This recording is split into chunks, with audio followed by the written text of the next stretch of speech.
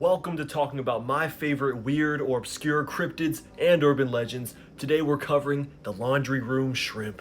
Excuse the sunburn, but today's cryptid comes from Bremerton, Washington, back in the 1940s. To set the scene, there was a woman named Virginia Staples. She lived in a sort of pretty shitty apartment building. It was pretty run down. She was doing laundry in the apartment building's basement, and in this laundry room, there's a big ass hole in the wall. Again, it's pretty run down. But as she's doing her laundry, she looks over and there's a fucking massive shrimp peeking back at her through this hole. She said it was about her height, and her being 5 foot tall, obviously that's very abnormal for a shrimp. Shrimp had little spidery thin legs and an antenna on its head that kept moving back in and out, which I'm sure is just as disgusting as it sounds. And it was also bright orange, as you can see here. I don't know who made this drawing. I couldn't find the author, so I'm sorry I can't credit, because this is fantastic. Maybe I should paraphrase and say it was a shrimp-type creature, rather than it being, one-to-one, just a fucking large version of a shrimp. But obviously, after seeing this, she ran like any normal person,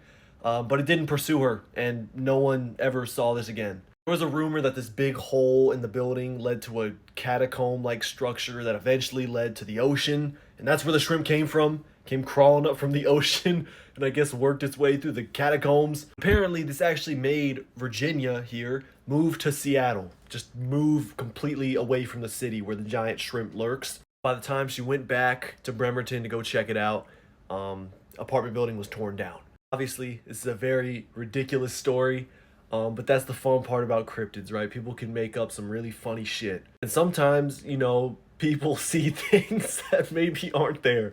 Who knows what this was a case of? All I know is I'm very entertained by this story. If you have any other cryptid suggestions, let me know what you think I should do next. I know this is a bit different from what I usually do, but it's pretty fun, and I like talking about shit like this.